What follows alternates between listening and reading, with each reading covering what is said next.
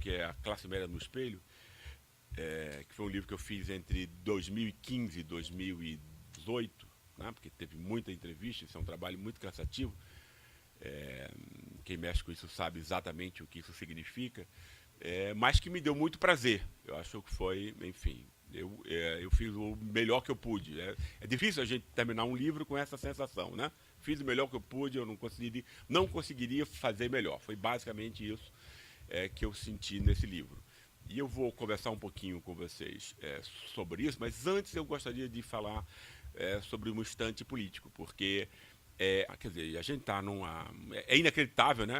Às vezes, quando eu acredito, olho um negócio desse, como é que você vai escolher o pior, mais despreparado político para protestar? Isso é uma coisa, né?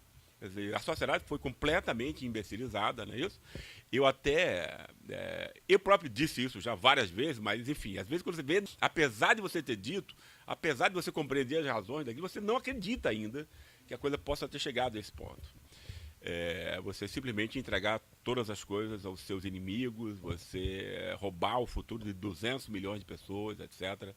Mas o que eu gostaria de falar aqui é outra coisa, pessoal. É uma coisa incômoda, não é uma coisa legal, porque a gente fala de pessoas, algumas delas estão no nosso campo, na mesma luta, etc, etc. É óbvio que eu sei que as condições dessas eleições foram especialmente difíceis, tinha uma violência que dava medo em qualquer um, não é isso? Teve muito dinheiro, teve muita fake news, teve muito... Não é isso? Quer dizer, podia ser que com a melhor das mensagens, ainda assim se perdesse as eleições. Eu não estou disputando isso.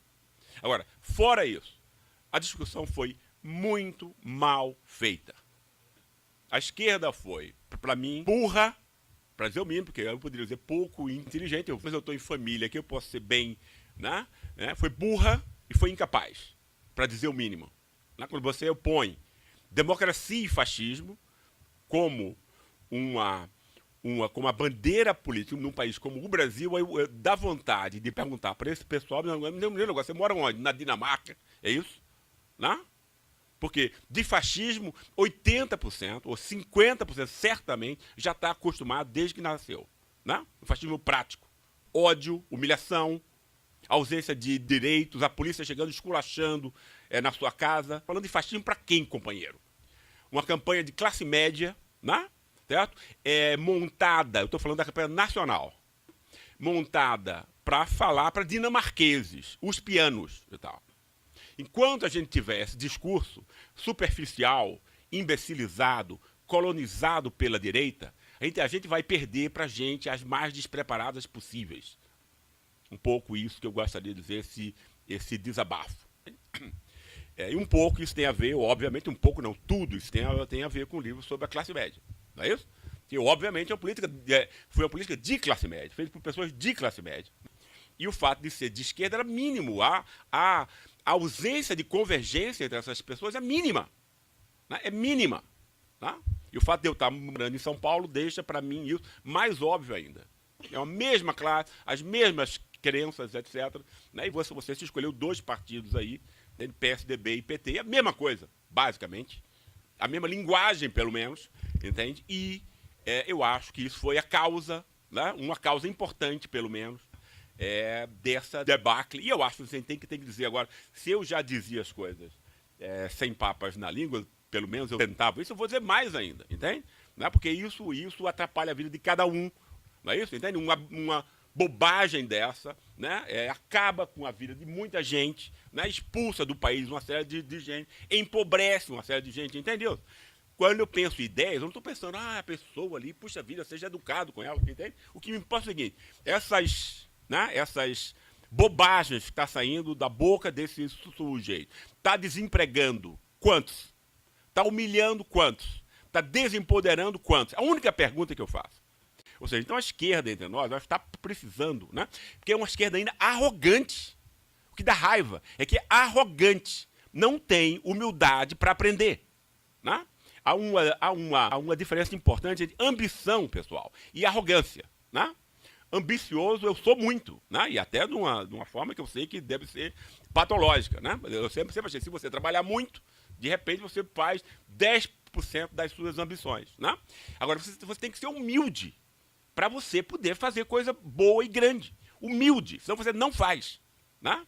Agora, se você é arrogante, companheiro, você não faz nada de jeito nenhum, e eu acho que é a intelectualidade de esquerda, em grande medida, pelo menos o que ficou explicitado nessa campanha, porque eu achei até que tivesse aprendido alguma coisa. Então, você elogiar Lava Jato, entendeu? É de uma imbecilidade. Entendeu? Não tem nenhuma outra. Nenhuma outra. E não é um fragmento, não. Quer dizer, a Lava Jato não é um assunto entre 20 assuntos, não. Quer dizer, se você acha que a Lava Jato é um assunto entre 20 de igual importância, então você não entende nada sobre o que está acontecendo no seu país. Entende? Né? A Lava Jato é o núcleo da mentira, né, que está empobrecendo e assaltando esse país. É só porque existe a Lava Jato, que está atraindo a atenção do país inteiro para ela, que você tem um assalto 500 vezes maior. Não é exagerado, não, os números mostram isso, né? Que é 1000 vezes maior do que o que a Lava Jato está dizendo também, e não está fazendo. Não? É uma ação criminosa, um engodo, que blindou o sistema financeiro, que é quem rouba, blindou os órgãos de comunicação, que é quem mente, blindou o poder judiciário, que ninguém aqui com mais de 5 anos sabe que é menos corrupto do que o sistema político. Né? O cara faz uma bandalheira dessa, né? E você elogia. E isso é a base, o núcleo. Não existe outra mensagem conservadora no Brasil do que a Lava Jato. Não existe nenhuma outra. Se você não compreende isso, então você é burro. Não, claro, depois desses anos todos, é incrível isso, né? Entende? E aí os dois candidatos de esquerda, apoiaram a Lava Jato. Entende? Quer dizer, o que diabo a gente vai fazer? Quem é que espera ganhar alguma coisa? Convencer as pessoas da questão que estava envolvida, que era por que as pessoas ficaram mais pobres. Essa era a única questão importante nessa campanha. Explicar para as pessoas, não é o que é fascismo, nem o que é democracia. É porque elas perderam emprego, e porque elas perderam o poder de compra, e porque elas ficaram miseráveis. A resposta que a população brasileira tinha ouvido até então é que era corrupção política. Né? E aí você elogia a Lava Jato. Olha que legal. Né? Olha que coisa inteligente. Para onde você vai com a esquerda dessa? Imbecilizada, arrogante, incapaz de aprender. É esse tipo de pergunta que eu me faço. Enfim, quer dizer, vocês me perdoem a raiva, enfim, porque isso não tem como. Né? Eu fiquei quietinho a campanha toda.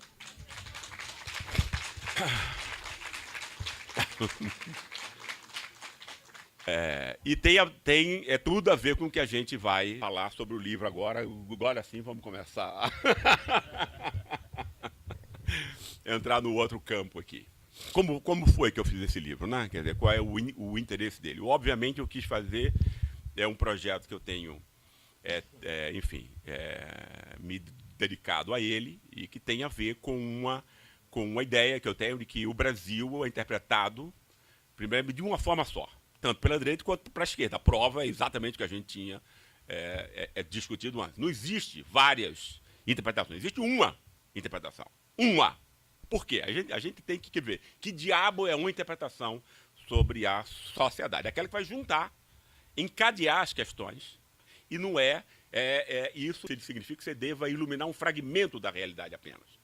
Né? Você pode ter grandes contribuições, iluminando fragmentos importantes, Celso Furtado, Florestan Fernandes, etc., mas que não reconstruíram a totalidade da explicação do funcionamento daquela sociedade como um todo. Ou você faz isso como um todo, ou o discurso que antes existia, totalizador, vai engolir a sua explicação fragmentada. Né? Eu aprendi isso aonde? Eu aprendi isso estudando Max Weber, né? E a sua sociologia das religiões. Toda grande religião mundial conseguia grandes adeptos quando ela explicava de modo convincente 3 questões. De onde a gente vem, quem a gente é, para onde a gente vai. Certo?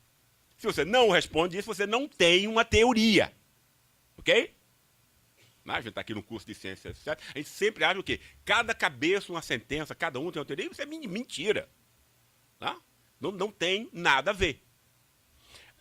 No mundo moderno, 200 anos para cá, quando as grandes religiões deixam de ter a validade que antes tinham, que era definidora de tudo que é privado e público, substituir a política, porque é isso, a religião, pessoal, não é o que Marx pensava que fosse, né? Não é o erro, não é a sombra, não é, a religião era a forma como os seres humanos compreendiam o mundo como um todo, né? Era a forma como eles exerciam política, quando a esfera política não era uma esfera autônoma. A religião era tudo. Não entender o que era religião é não entender como funciona o mundo moderno, por exemplo. Então, se as grandes religiões funcionavam assim, e se a sua eficiência dependia do poder de convencimento na articulação dessas questões, por quê? Porque essas questões são importantes para a gente como um prato de comida. Você não entende que essas questões são importantes como um prato de comida, a gente não entende como é que os seres humanos se comportam em qualquer instante histórico, em qualquer lugar. A gente não é movido por necessidades materiais e econômicas. Essa é uma necessidade importante, mas a forma, inclusive, como a gente encara as necessidades materiais e econômicas é construída ideacionalmente, simbolicamente, afetivamente, emocionalmente.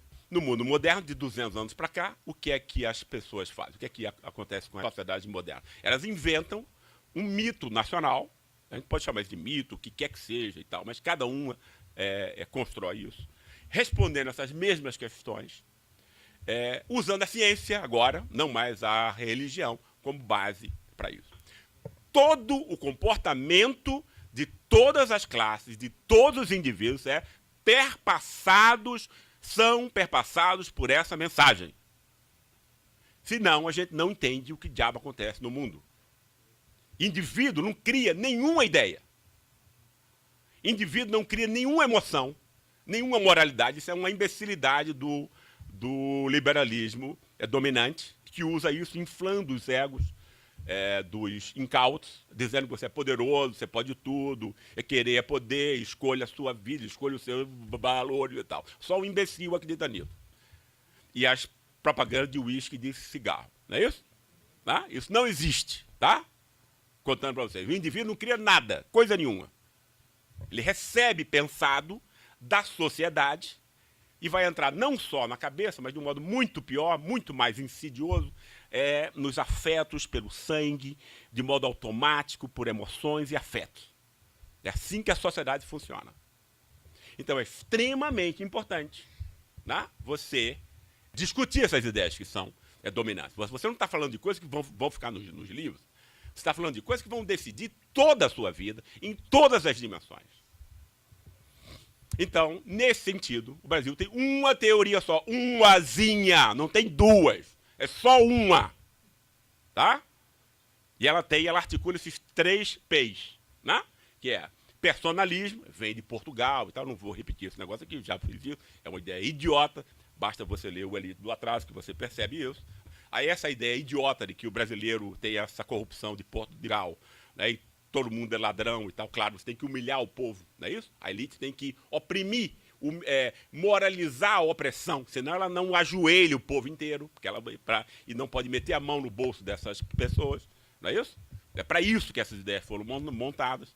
Para além disso, tem outra imbecilidade, que você diz, olha, se nós todos somos ladrões, mas a roubalheira vai acontecer só no Estado. Olha que coisa incrível, né?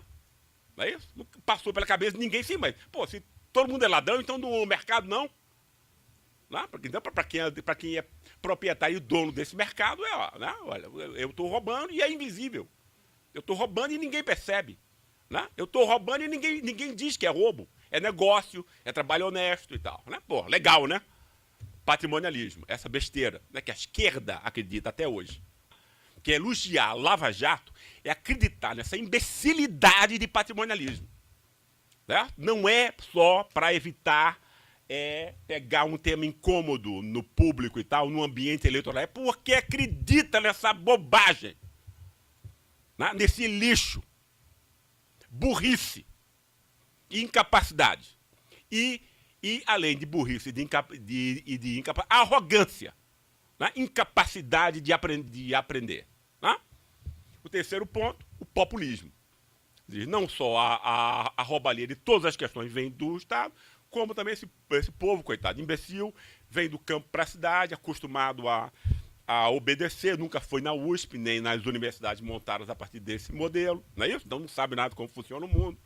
Então, vão ser facilmente manipuláveis e todos os líderes populares, portanto, são manipuladores. Né? Essas três questões montam a interpretação do Brasil, está por trás de tudo que a imprensa diz sobre o Brasil. Duvido que vocês achem um quarto ou quinto elemento. Ok? Né? Isso é a interpretação do Brasil dominante, na direita e na esquerda. Ok? E é uma bobagem.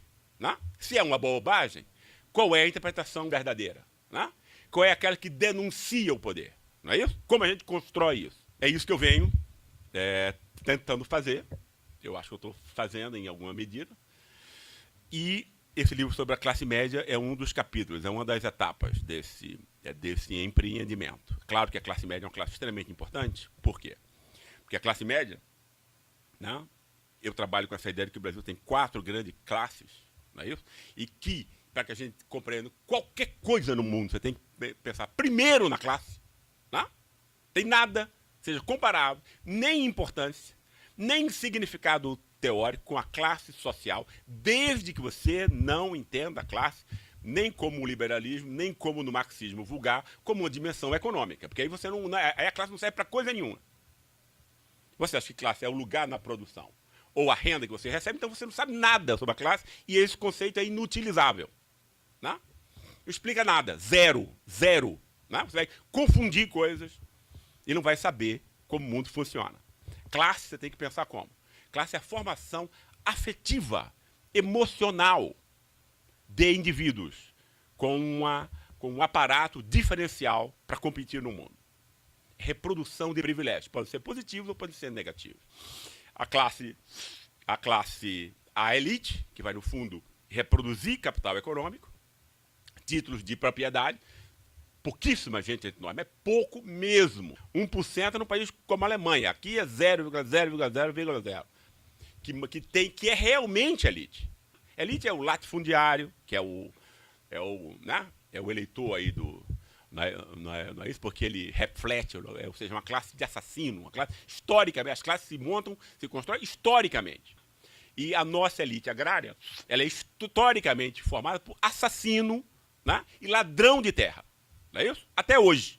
A acumulação primitiva de capital no Brasil é isso. Né? Não é isso? E que é industrial, e que a nossa industrialização não aconteceu, eu aprendi isso na pesquisa para esse livro, porque, claro, a classe média vai ser o delegado da elite, então a gente tem que compreender como as frações da elite funcionam. A elite, né, é quem tem dinheiro, pessoal. Elite é, dinheiro, o resto é bobagem. Por que elite é dinheiro? Porque compra os outros. As outras elites são compráveis por dinheiro. Não é que essa elite não vai precisar de outra coisa, ela vai precisar de intelectual para enganar o povo. Né? Os nossos intelectuais enganaram o povo. Você tira aí uma mão cheia, no máximo. Né? O resto é enganaram o povo. Inclusive os que a esquerda tanto gosta. Você precisa comprar o juiz, né, para ele assinar tudo que você for. A gente conhece os juízes que fazem esse tipo de coisa. Encarceram gente, né, para não disputar a eleição. Depois você recebe um cargo do cara que ganhou a eleição, quando você encarcerou. Olha que legal. Não é não? Turma boa, né? Pois é, a elite existe para comprar esse tipo de gente. Embaixo dela você tem a classe média. O que é a classe média? O que é que caracteriza a classe média? É a renda dela? Não. Se você vai pegar a renda, você é um imbecil. Né? Tá? Por que imbecilidade, você achar que classe é renda? Não, é porque é fácil de você provar a imbecilidade, pessoal, em 30 segundos. Conta aí, Wellington. Conta aí, Wellington. Renda é uma coisa que você tem como adulto. Né? Tá? Aí alguém tem 1 milhão, o outro tem 1.000. Legal, o que diabo eu faço com essa informação? Literalmente nada, nem para marketing serve. Né? Por quê? A única questão importante é saber que diabo aconteceu. Né? João ganha 1 milhão, Zé ganha 1.000. Né? O que foi que aconteceu na adolescência, na infância de João e de José, que fizeram com que, chegando na idade adulta, um ganhasse 1 milhão e o outro 1.000. Quanto deu aí, Wellington? Pronto. Não? Não é isso? Eu estou errado? Entende? É imbecil ou não é isso? Não? Agora, a gente foi um povo completamente acostumado a achar que classe é renda. Inclusive a esquerda. Não? Entende? Então você esquece o principal. Reprodução de privilégios. Que é o invisível. E o privilégio da classe média é invisibilizado. porque é o privilégio do conhecimento. Né? A gente tende a achar que herança é essa coisa títulos de propriedade, não sei o que. Então, não é só isso, e nem é a mais importante.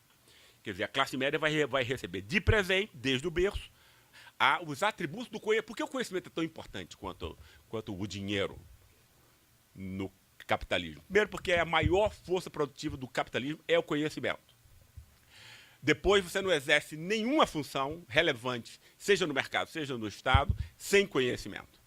Então, conhecimento é tão importante, né, quanto é isso que a classe média quer passar para os filhos dela. É isso que vai explicar por que a classe média vai para a rua. Quando chega um partido e aumenta de 3 para 8 milhões o número de pessoas na universidade, entende isso? A corrupção vai ser o pretexto, não é isso? Mas quando você está atacando o bunker da reprodução de privilégios dessa classe, que é isso que acontece, essa classe vai reagir, vai sair à rua, né, nesse acordo antipopular entre elite e classe média, 20%. Né? Por que isso é uma loucura? Porque tem outros países, não precisa ser, países, né, quer dizer, como a Alemanha, Inglaterra, França, Escandinávia, esse conhecimento é conhecimento de ponta, de vanguarda, acessível a 80%, 90%. Aqui é para 20%. E você deliberadamente evita que os outros 80% tenham acesso. Até pouco tempo você não podia dizer isso, porque é uma canalice, né? Entende? Quer dizer, de onde é que você retira? Não, isso tudo, pessoal, o que eu estou dizendo aqui para vocês é reflexão sociológica. Canalha no sentido do cristianismo. Nossa base moral, invisível, não é isso? A gente não percebe, não é isso? A gente só vê dinheiro e poder como móveis do comportamento humano, né? Mas hegelianamente, mais importante do que dinheiro e poder é a moralidade. Só que moralidade não é moralismo. Não é isso? Eu faço, nesse livro, uma gênese da noção de desempenho e de ser humano estético. Construções históricas, né? A reforma protestante, o próprio cristianismo, foram as formas que montaram morais, porque moralidade é isso, né? É a forma como você se avalia e como os outros são avaliados em todas as dimensões. Não é moralismo. Né? Isso é invisível para a gente, mas cada um de nós está fazendo essas avaliações consigo e com os outros a cada segundo. Desempenho, né? Porque a gente só respeita quem é produtivo. Por isso a gente despreza os 40% de brasileiros que pertencem à ralé. Quem é bonzinho tem pena. Quem é mau, despreza. Mas pena e o desprezo são duas partes de uma mesma moeda. Isso significa o quê? Que não tem nenhum indivíduo com capacidade de produzir emoções morais distintas daquelas que são dominantes na sua própria sociedade. Você pode reagir de um modo distinto, não é isso? Mas ela é a mesma, a desvalorização objetiva dessas pessoas que não foram preparadas e foram intencionalmente retiradas a capacidade de aprendizado, porque só aprende quem é exposto aos estímulos do aprendizado. Capacidade de concentração, ninguém nasce, não é como você ter duas orelhas. Capacidade de concentração, amor à leitura. É assim que o ser humano é montado. O seu pai gosta de ler. Aí você ama o teu pai, você vai amar a leitura. É assim que passa a classe. É assim que emotivamente, afetivamente, os indivíduos humanos são construídos. Uma classe entre nós monta os seus filhos a partir disso. Está dado já, companheiro. Você chega com 5 anos, né, o tempo que você vai passar, a não ser que você seja um completo, né, desajustado por outras razões. Mas você está com um bilhete premiado. Você vai até a universidade como vencedor. Por quê? Porque você tem as pré-condições emocionais e afetivas para isso. Para pensar, para refletir, etc, etc. A gente não vê nada disso, porque a gente imagina que os seres humanos são razão, um negócio louco. E essa é a classe desse privilégio. Ou seja, ela vai monopolizar para si o conhecimento legítimo, que vai dar salário melhor, mas não só. Vai dar prestígio, vai dar reconhecimento. Não é isso aí? Tão importante quanto o dinheiro.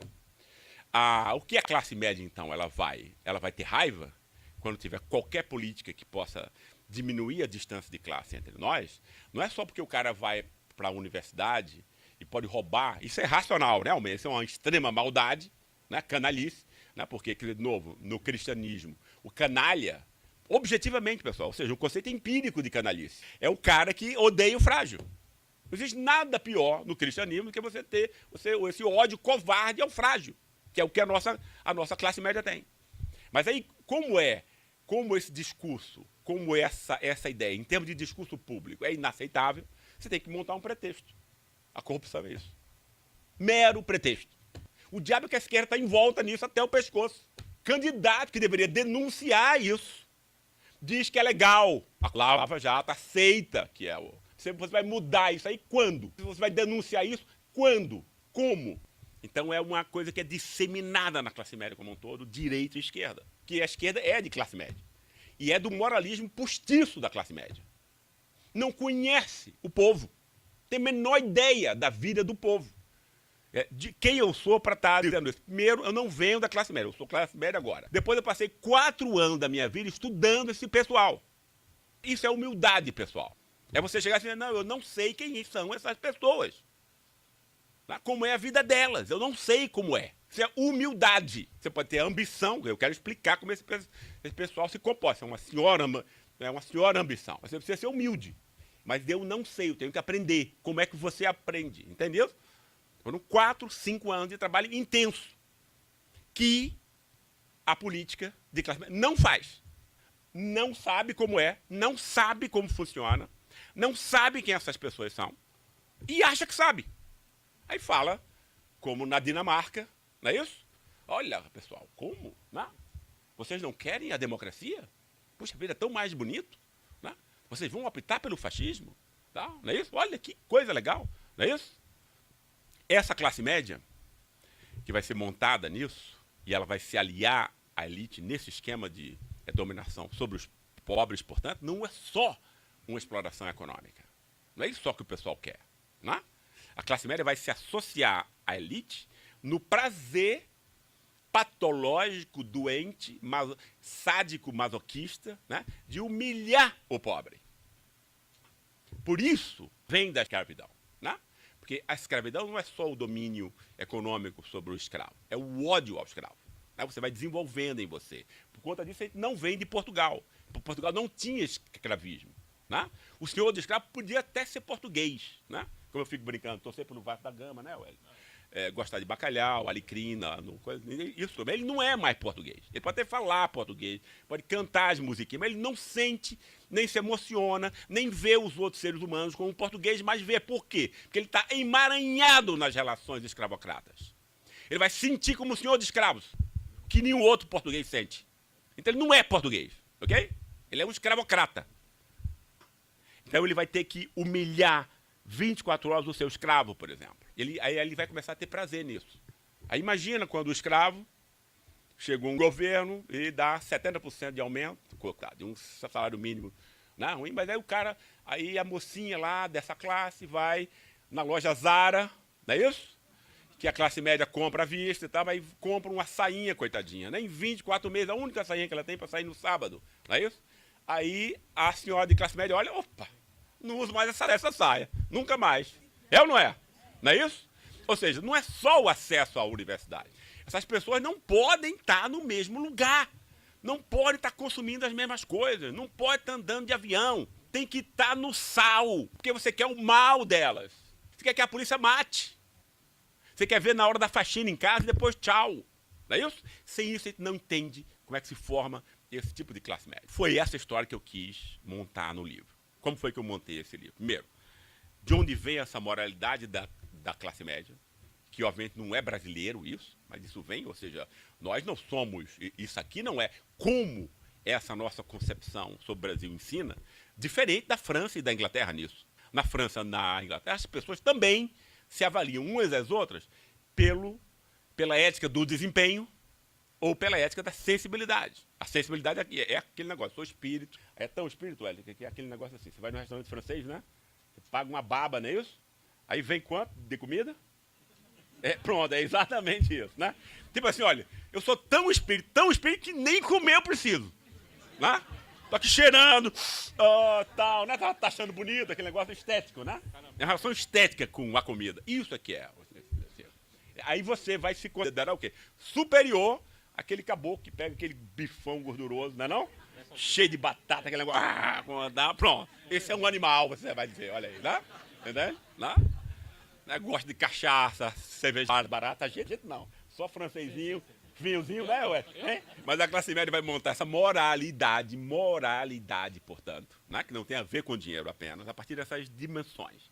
Isso vai acontecer na França, na Inglaterra. É claro que no país como a França, a ética do desempenho foi generalizada para todos. Então, quer dizer, a polícia não pode chegar esculachando na cara de ninguém na França. Não é isso? Não é para dizer um negócio que eu nunca morei na França, um país como a Alemanha, você não pode chegar na casa de ninguém esculachando. Você está no salvo, você vai preso, o chefe da polícia vai preso, o governador vai ter que responder a isso. Entende? Coisas que acontecem todos os dias em Natal, São Paulo e tal, para parar. Não é isso? Cai o governo.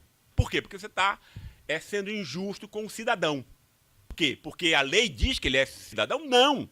É porque há as crenças partilhadas, que é o que importa no mundo, pelas pessoas e pela sociedade, diz que aquilo é um crime e que vai ter uma comoção e que todo mundo vai exigir que todo mundo responda aquilo. Você não chega, a polícia alemã não chega na casa de um turco desempregado e miserável esculachando na casa dele. Pode chegar, pode ter acontecido isso, mas isso ficou de algum modo, isso não foi conhecido. Tá? Porque senão ele vai ter que pagar. Não é isso? Aqui mas não é assim. E aí por que não é assim? Se tem essas mesmas fontes morais. Porque tem uma terceira dimensão nessa vida afetiva, emocional, dessas crenças que são difundidas. Porque a gente não é um ser racional, pessoal. A racionalidade é 10%. Eu sei que todos os cursos na universidade começam, não é isso? Com a assunção de que você é um indivíduo que pensa. Quer dizer, né? Então não pode ensinar muita coisa útil, não é isso? Porque não é verdade isso. Nós somos o quê? Fruto dessas ideias afetivas, emocionais, irracionais, quase sempre, que podem ser no máximo racionalizáveis. Pelo discurso público, etc., de algum modo, tornado as coisas importantes. Os seres humanos podem aprender, claro. Não é isso? Agora, o terceiro elemento é esse mito nacional. Quando você tem um mito nacional como o nosso, que diz que o povo mesmo é inteiramente ladrão, o roubo é só no Estado e na política. Por quê é na política? Porque você tem que criminalizar a soberania popular. Claro. Criminalizar a política. Por que você tem que criminalizar o Estado? Não é isso? Porque isso tudo, essa história da carochinha funcionou, começou a ser urdida entre nós, pessoal, quando o Getúlio tomou o poder da elite paulistana, em 1930. Tomou o Estado da elite paulistana. E é ruim você tomar o Estado da elite, por quê? Porque a elite quer o Estado para roubar. Aí sim, roubar de verdade. Meter a mão.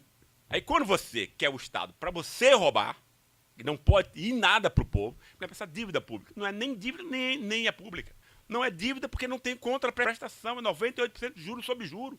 Não é pública que só tem ladruagem de banco e pessoas privadas dentro dela. Por isso que ninguém audita.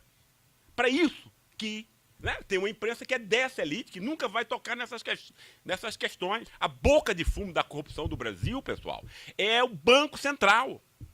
Gente de terno, gravata, com doutorado em Chicago. Esse é o real ladrão. Mói uma sociedade como um todo. Retira chances de vida de centenas de milhões. Isso é que é roubalheira. O Estado quer para isso.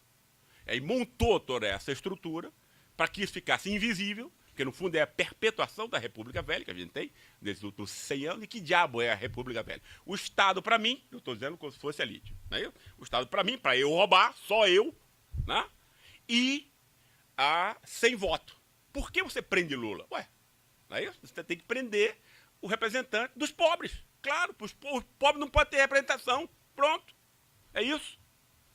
Então, há 100 anos, essas duas questões. Criminaliza a política, o Estado, o povo não pode ter representante, e o que uma esquerda imbecilizada não entende, né?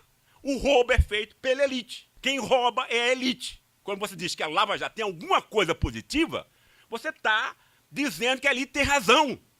Quando é, meu Deus do céu, que vai entrar na cabeça desse povo isso?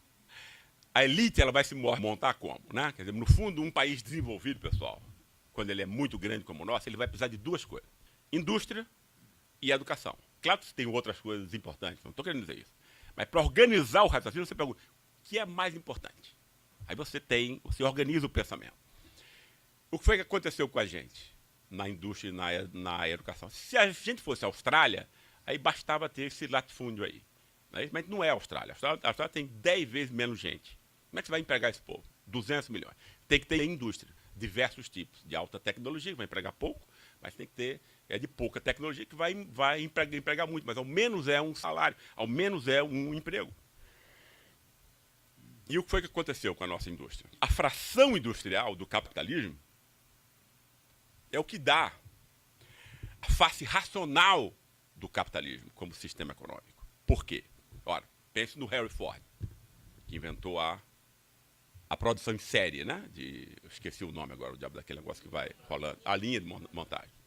O que foi que Ford pensou? A gente nunca teve um industrial desse, né? A gente tem um, como esse Lehman, patrocina essas coisas aí de direito e mora no Lac Le Mans, na Suíça. Olha que milionário legal. E quando vai dar dinheiro para a universidade, dá para Harvard. Tipo, a UFRN nunca recebeu um tostão, né, Wellington?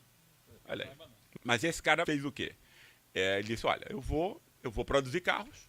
Né? Ele criou todo um ramo e toda uma forma de ser industrial, no fundo, Henry Ford. Claro que ele explorava os trabalhadores de uma forma absurda e tudo, mas ele dava um salário decente para os trabalhadores.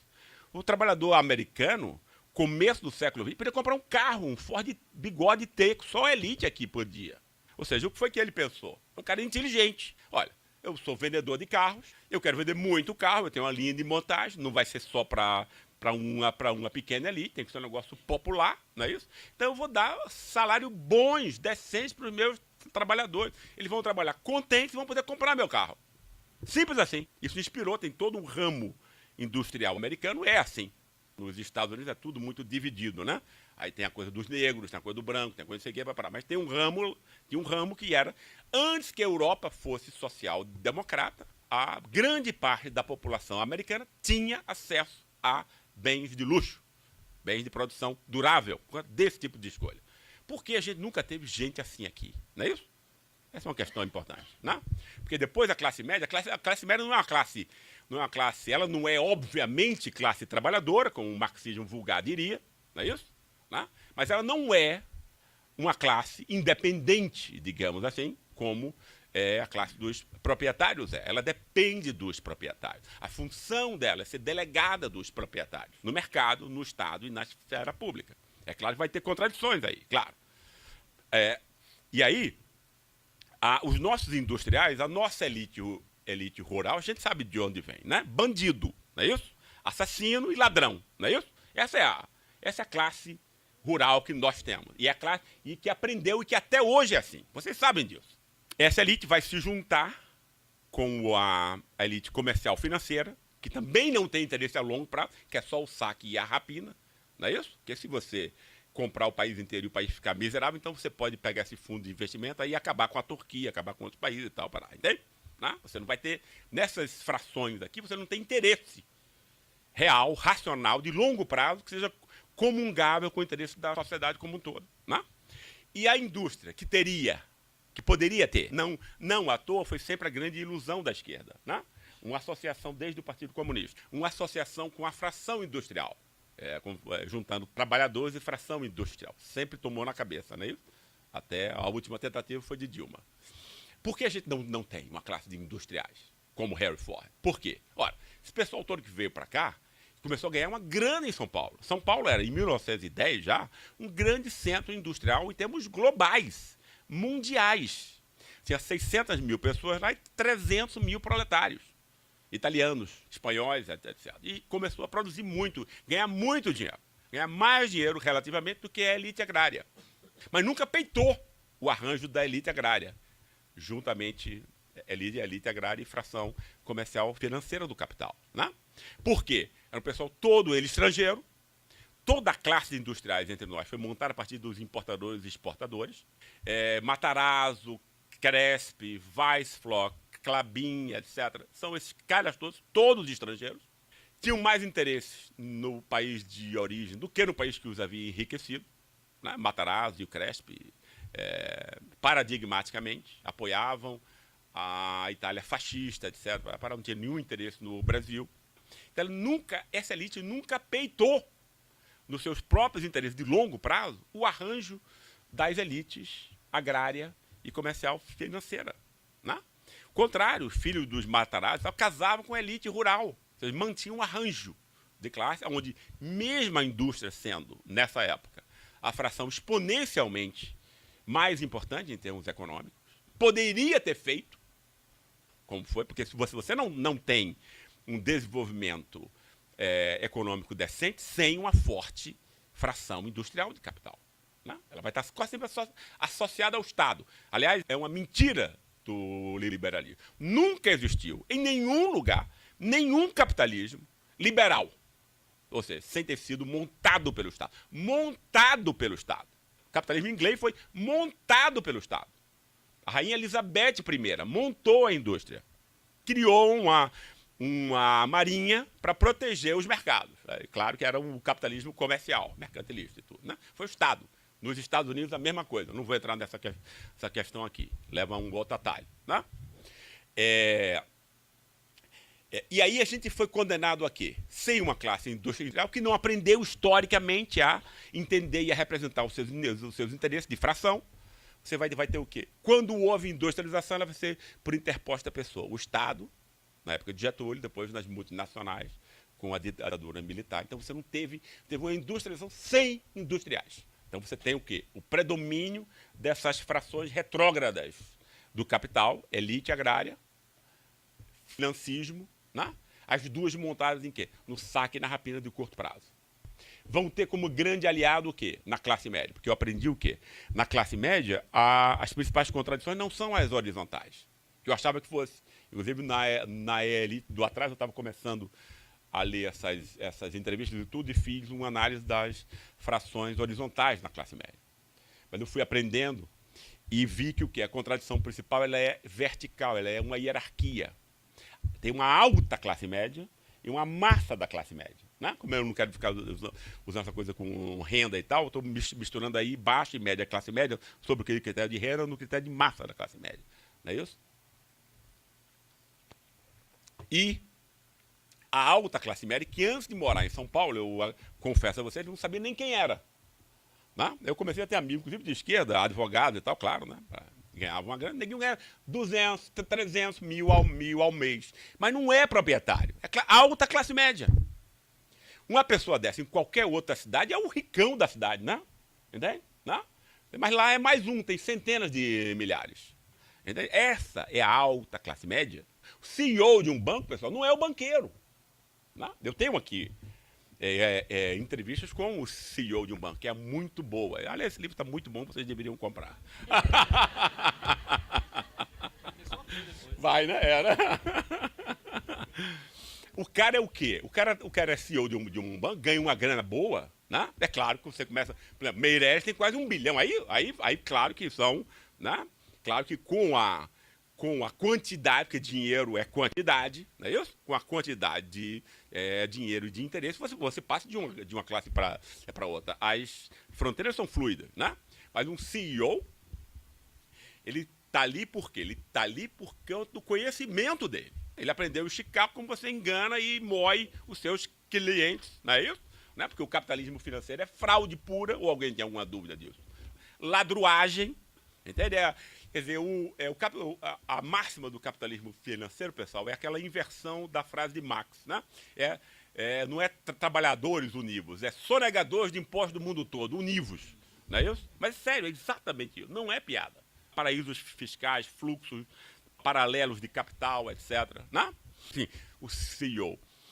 O CEO está ali por causa do conhecimento dele. Ele representa o banqueiro, a família de banqueiro, ou o corpo de acionistas. Né? Então você tem aí uma alta classe média que vai estar colada nos interesses, que é 1 ou 2%, digamos, 2 ou 3 milhões de pessoas, contando com isso a família, etc. Né? Então que tem real interesse em toda rapina e em todo saque. Foi importante perceber isso. Não é só a elite. A associação com a alta classe média é efetivamente orgânica e carnal. Esse pessoal ganha 200, 300 pau ao mês e que tem alguns milhões no banco. Né? Esse pessoal, votando nesse esquema, está sendo muito canalha, tá, mas racionalmente compreensível. Compreensível, economicamente. Né? Porque a racionalidade é sempre esse cálculo econômico. Economicamente é compreensível que esse cara esteja votando no rentismo, esteja não sei quem tá parado, né? Mas para 98% você é imbecil, literalmente, há 100 anos. Porque, no fundo, como foi que foi montado essa coisa? É em termos de distinção, porque a gente nunca pode pensar só em dinheiro, porque a gente não compreende nada, de novo. Essa alta classe média, o que ela tinha de distintivo em relação à massa da classe média e à população como um todo, é que ela tinha acesso, desde 1900 e pouco, aos bens importados europeus. Então, o cara, já desde essa época, velho, o cara comia manteiga dinamarquesa, vinho francês, não sei o que, renda não sei de onde, tá? O mundo inteiro ele recebia, né? E saía na rua, era invejado por todas as classes, entende? Isso é tão importante, pessoal, quanto a conta bancária. Entende? Tem que pensar nisso. O estilo de vida que você leva. Porque ninguém vai invejar você, você vai ter poder, você vai poder, enfim, ter uma série de coisas aí que as pessoas, enfim, lutam por isso. As outras classes, a massa da classe média, ela vai ser muito dividida, né? Uma parte dela vai tender a ser de esquerda. Por quê? Porque ela vai compreender que o único caminho para ela ter um tipo de consumo minimamente razoável, como a elite tem, ela vai ter que apoiar a industrialização. Foi o que o pessoal na década de 30 já tinha isso, na Aliança Libertadora Nacional, por exemplo, né? Comandado pelo Partido Comunista. Petrobras, isso foi um movimento de classe média, né? Claro que tinha gente do povo, mas era a classe dirigente dos trabalhadores só. A massa era de classe média, né? E também o pessoal que tinha medo de se proletarizar, de virar pobre, porque entre nós virar pobre é ser desumanizado, né? Não ter direito nenhum, a polícia chegar esculachando e tal, para parar, entende? E esse pessoal que tem medo de se proletarizar e que não compreende as razões do seu empobrecimento, esse pessoal tende sempre. Claro que eu estou montando aqui coisas gerais, é claro que isso tem que ser montado, o livro é mais interessante do que eu estou contando aqui. Isso tudo é para vocês lerem, pessoal, isso tudo é um estímulo. Esse pessoal vai ser de direita, tender a ser de direita, como já era no integralismo. O integralismo tinha 500 mil pessoas de classe média, né? E a ALN tinha 500 mil. Também, hoje em dia, esse negócio mudou, você tem aí 70%, 80% de conservadores, né? E 20%, 30% basicamente, que é a conta que a gente tem hoje. E o último ponto que eu quis tocar no livro, que eu toco isso na conclusão, é que essa classe média, né? Eu tentei compreender essa classe média desde o início da industrialização, que é quando ela nasce, né? Mas desde o século XIX, as primeiras manifestações dela, né? Depois, com a industrialização, ela se torna uma tecnoburocracia, né? É onde vai haver realmente a grande distinção entre a alta classe média e a massa da classe média, com a ditadura militar especialmente, e depois o rentismo agora. E é compreender o capitalismo financeiro, que é uma coisa que eu ainda gostaria de compreender melhor, mas enfim, que eu já estudei para compreender isso na cabeça desses caras de classe média que eu estava entrevistando. Uma coisa que o capitalismo financeiro faz, e aí eu encerro, como nada é só econômico, quando a gente vê só economia, significa que não está vendo nada sobre o mundo, só a parte mais superficial, foi o que o capitalismo fez para poder roubar as pessoas, sem as pessoas nem sentirem, né? Porque é isso que a dominação faz. Como é que você rouba as pessoas sem ter que enfiar a mão no bolso delas? Ela vai tirar do bolso a carteira e vai entregar a você. Como é que você consegue isso? O capitalismo financeiro isolou os indivíduos, quebrou os sindicatos, quebrou os partidos, quebrou as associações de classe, quebrou todos os vínculos sociais que os indivíduos tinham, os trabalhadores tinham. Você isola o trabalhador e ele fica indefeso. Quem está isolado está politicamente indefeso. O capitalismo faz. Ou seja, ele isola esse indivíduo, fica politicamente indefeso. E aí você faz o que com ele? Você compra a imprensa. Foi um movimento que o capitalismo financeiro fez a partir dos anos 90. Comprou a imprensa inteira. Murdoch fez isso intencionalmente. Inglaterra, Estados Unidos e tal. Então você vai o quê? Você vai dominar por cima essas pessoas sem vínculos de proteção, indefesas politicamente, e que acham que o fracasso dela não é mais culpa de um sistema injusto, Mas é culpa, né? As pessoas foram induzidas durante esses últimos anos, as últimas décadas, a perceber o seu desemprego, o seu empobrecimento, sua opressão como um fracasso individual causado por você. Você que é um lixo. Você perdeu o emprego, o lixo é você. Não é porque você deu a Petrobras de presente e aí você não tem mais investimento público. Né? É porque você é um imbecil. Você é um fracasso. Né? É isso que eu vi aqui, especialmente nesse pessoal. E aí, um ano antes dessa eleição, já estava tudo montado para o Bolsonaro da vida. Porque o cara, por exemplo, né? Citar algumas entrevistas aqui, duas, no Rio de Janeiro, as duas. É um cara que era agente imobiliário e tinha ganho uma grana preta entre 2010 e 2014, claro, o boom, né, da economia. Aí depois ele perde tudo e vira motorista de carros de luxo. Né? Entrou numa coisa de um divórcio, perdeu os apartamentos, não sei o quê, mas ainda conseguiu uma graninha, comprou 3 carros, ele dirige um, não sei o quê, e está claro. Né? Aí você pergunta a ele, quem foi que fez isso com você? Ele, o PT. Né? Claro. Não é isso? Porque, de outra forma, ele teria que dizer o quê? Desculpe a palavra. Eu sou um merda. Eu sou um lixo. Porque eu tive as oportunidades e eu perdi. Então, eu sou culpado. Então, o que é que você faz com essa agressividade? Que é dirigida a você. Olha, você é nada, você é um lixo, você não vale coisa nenhuma, você é um fracassado, você é um fracasso. O filho dele vai achar isso, a mulher dele vai achar isso. Entende? Ele vai ser assoberbado por isso. Aí ele cai o quê? Quais são as opções dele? Ele cai no álcool, que muita gente cai, ou ele cai numa depressão, né, sobre 1000 formas, etc, etc. Ou ele pega essa agressão, não dirige para ele próprio, externaliza num bode expiatório socialmente aceitável, montado pela imprensa, com a ajuda da esquerda, que acha que é realmente o patrimônio. Entendi isso, Wellington. Aí tem uma esquerda depois que vai dizer, não, é isso mesmo, pessoal. É patrimonialismo. Você não está sendo roubado, não, é o Estado, é a política. Entendeu? A esquerda, se é que merece esse nome. E aí esse cara vai, claro, entende? A clientela, por esse tipo de mensagem, já estava aí. Esse cara jurava que Lula tinha 60 milhões de dólares enterrados, sabe aonde? Na Alemanha. Aí eu perguntei para ele, rapaz, na Alemanha? Ele disse, é. Ele disse assim, o erro é que o pessoal está procurando isso na Suíça. Mas Lula, eu disse assim, rapaz, é mesmo, mas como foi esse negócio? Não, ele enterrou. Enterrou. Aonde? Lá na Alemanha foi. Mas como assim? Com a ajuda de Merkel. Angela Merkel. Aí eu fiquei imaginando a chanceler Angela Merkel. Eu vou ter que levantar para coisar isso, porque foi a imagem que eu tive assim. Merkel mas chama com a enxada, né? Lula, vem cá, Lula. Vamos lá, Lula. Aí, ó. Cavando o buraco para enterrar 60 milhões lá na... Vocês entendem? Quer dizer, aí a fantasia não é mais a coisa... não precisa ter nenhuma relação com a realidade. Não precisa ter nenhuma relação com a racionalidade pessoal. Por quê? Porque tem uma relação com as emoções. O cara está fazendo aquilo para ele não morrer espiritualmente. Entendeu? Se a gente não entende isso, a gente não entende o fascismo. Se a gente não entende isso, a gente não entende o que foi que aconteceu com a gente. Eu ia dizer alguns outros casos, mas já muito, eu encerro por aqui. Obrigadíssimo, pessoal.